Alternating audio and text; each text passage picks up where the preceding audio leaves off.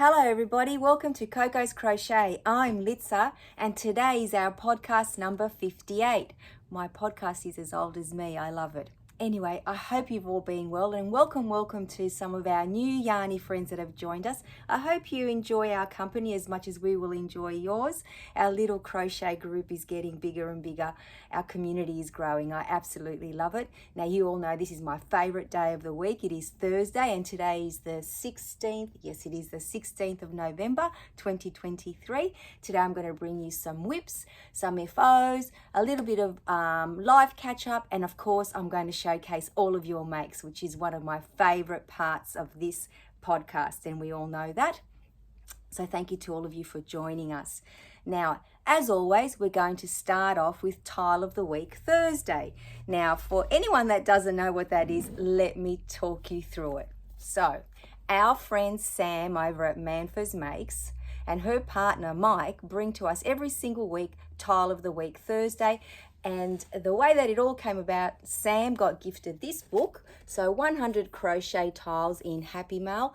So what are we up to? Tile number 67, so just over 67 weeks ago, and she pledged to make each and every tile in this book. And let me tell you, she has been powering on. So if you want to watch all her playlist, you'll be able to see each and every tile that her and Mike have created from the very beginning.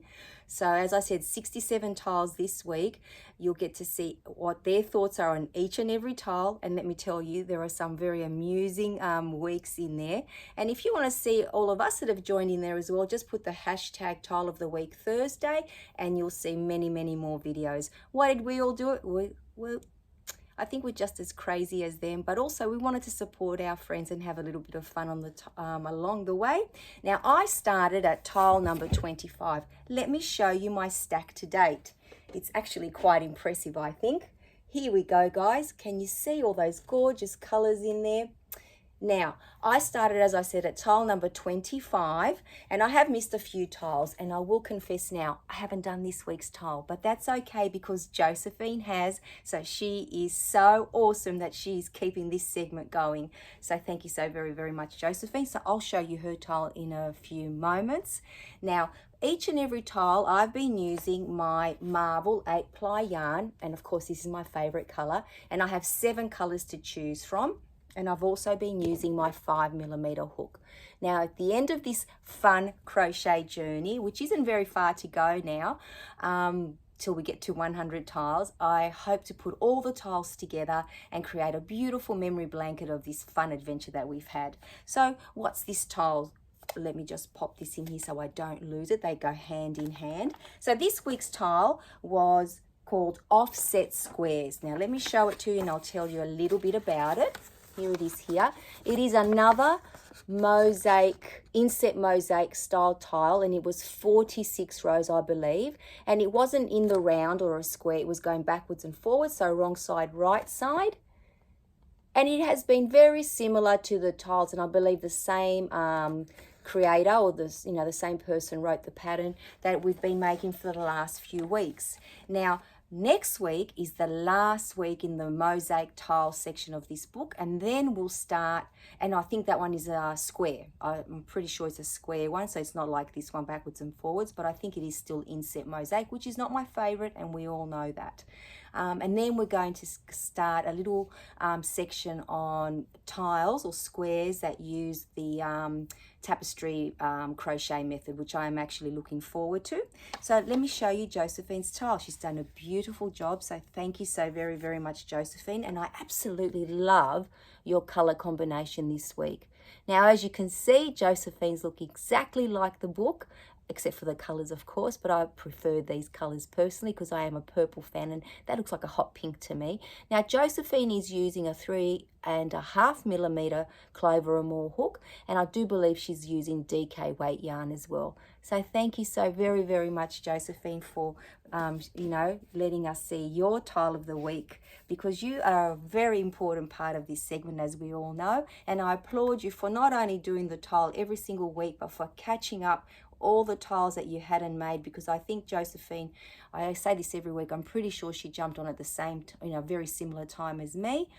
She's caught up in nearly all of the tiles, and she has I would say half a dozen cows that she participates every week as well, crochet cows, and she's making all her Christmas ornaments and things, you know, gifts and what have you, and she's just amazing, a crochet machine. So thank you so very, very much, Josephine. Now, as you know, I've got my clipboard and my marker, and you know I love to tick. So, tile of the week, Thursday, number 67, tick, done and dusted.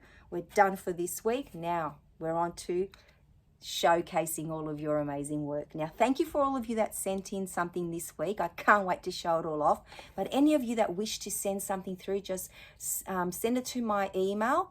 Let me know, you know, what you used to make it, what hook, what inspired you, or whatever little blurb. It doesn't have to be an essay, just a line or two, so I know what to say about your beautiful, beautiful make. So the very first makes that I'm going to show you are just amazing. So our friend Sandy, she pledged to make 11 lap gowns in honor of her late mother-in-law, and in the last couple of months, so not very long at all, she's managed to complete them, and now they're off to their forever homes.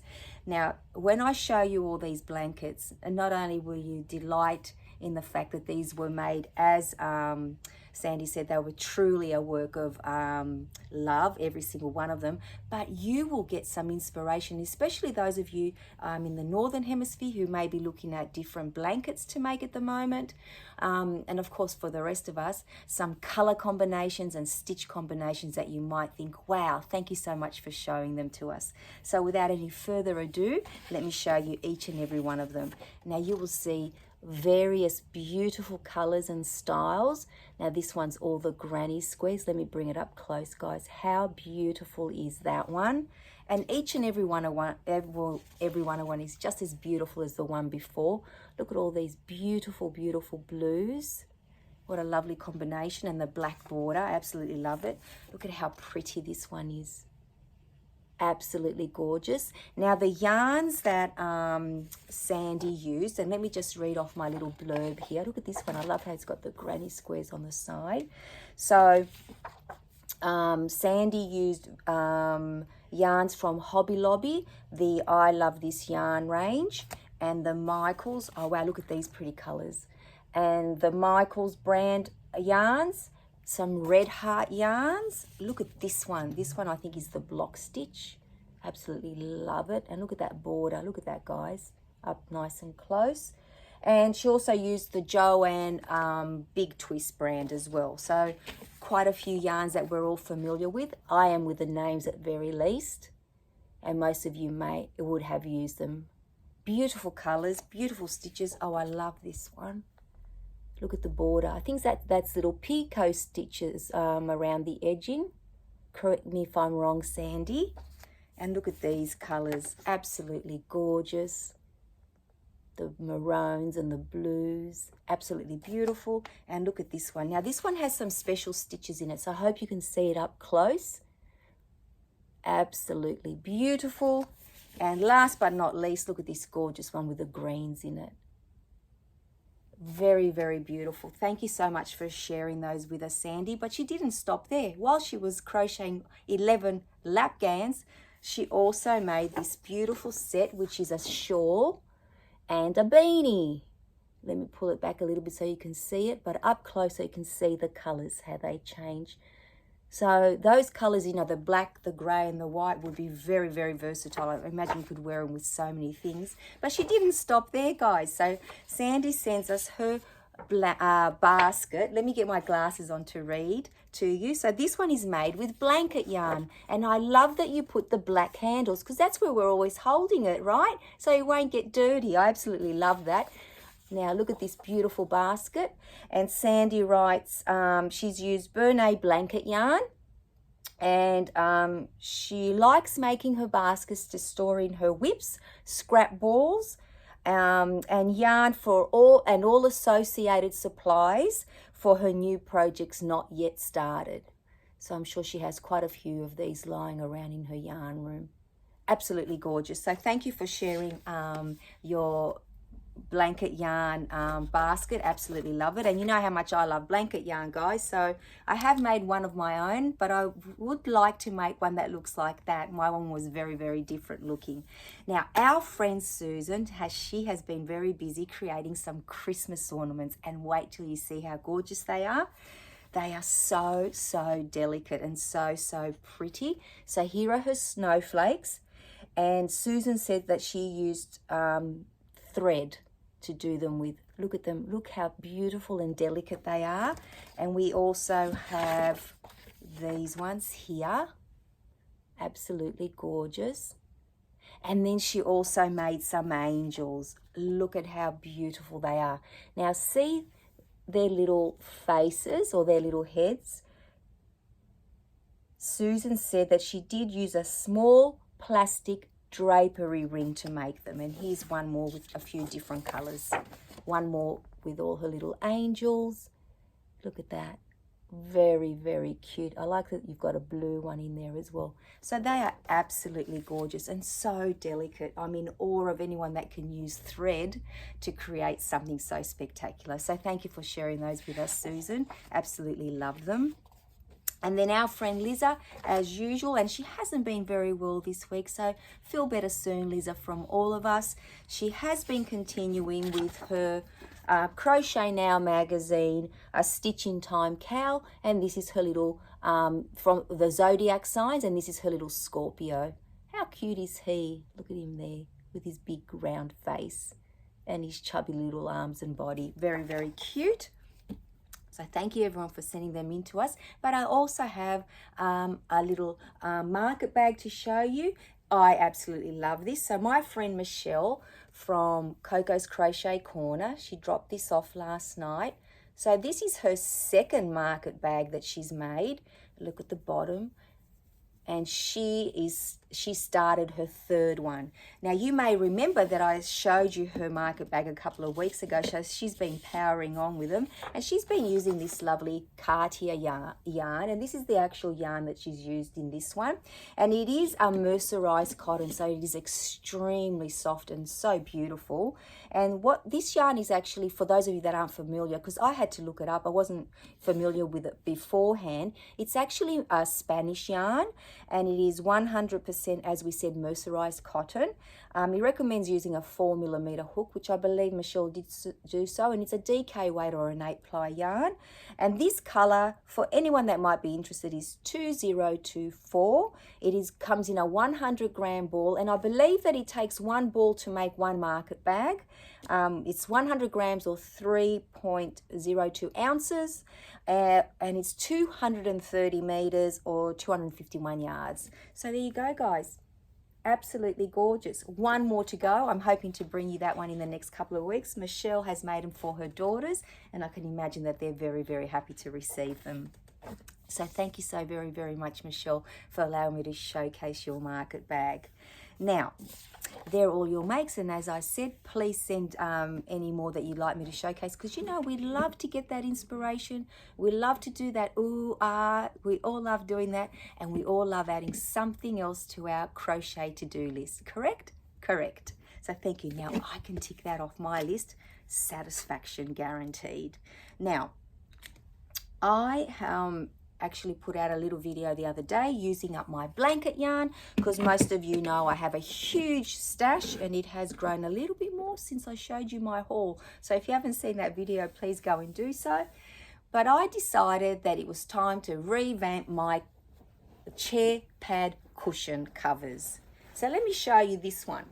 This is actually washed, believe it or not. And some of you might think, well, it's seen better days, Litza, so what are you still holding on to it? Well, let me tell you, I have half a dozen of these, and they are still very squishy and very good quality. So I decided that I wasn't going to throw them in the bin, because it's very hard to find this size, believe it or not, guys. And then I did this. I made a little cover. How gorgeous is that, guys? Absolutely beautiful. All it is blanket yarn, which I bought in my Millends. Just did 2 giant granny squares, use with the, you know, not the traditional granny square. I've lost the word for a minute, but it'll come to me. The solid granny square. And just use a couple of different colors.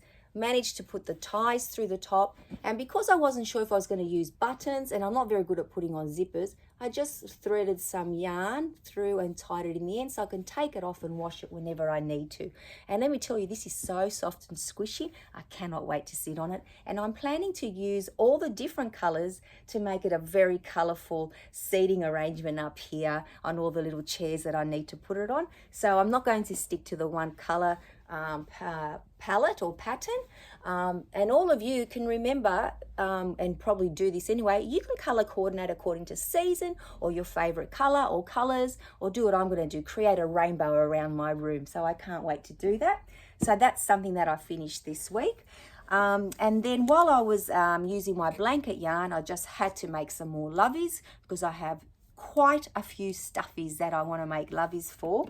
So let me show you the two that I finished. I'm going through a dinosaur phase. So I'll show you what they look like before they've got their little ponchos on or their little lovey. So I've got another 2 of these and another 3 of these little dinosaurs. How gorgeous are they? But wait till you see them dressed up. They're even cuter.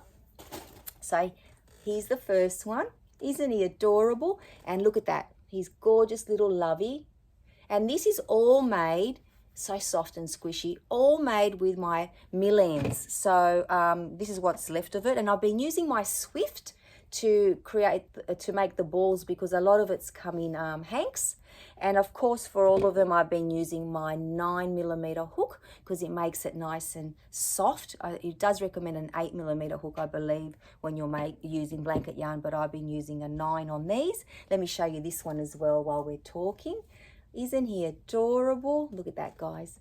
Now, for him, I used my mill ends, but I also had some of this chunky yarn as well. And it just says the color red, but it is the same yarn. It's actually, you know, blanket yarn as well. So they went together very, very well. So there he is there. Now, for all of them, I've used the YouTube tutorial by Z from Zelda NRJ3, and I'll pop that down in the description box. So that was a little bit of fun. Now I do have quite a few to create, but as I said, I've got quite a few little dinosaurs to make, and I thought that it would be, you know, cute to start on them because they're actually a very quick and easy project. I actually made this one last night when we're sitting here, Coco's Crochet Corner get together, our weekly Wednesday night get together. So that was excellent. So let me tick those 2 off my list. Now, the loveys, I am creating them, not only to gift them to people, but like in my mind, they were going to be inventory for the market. So I'll give you a little market update.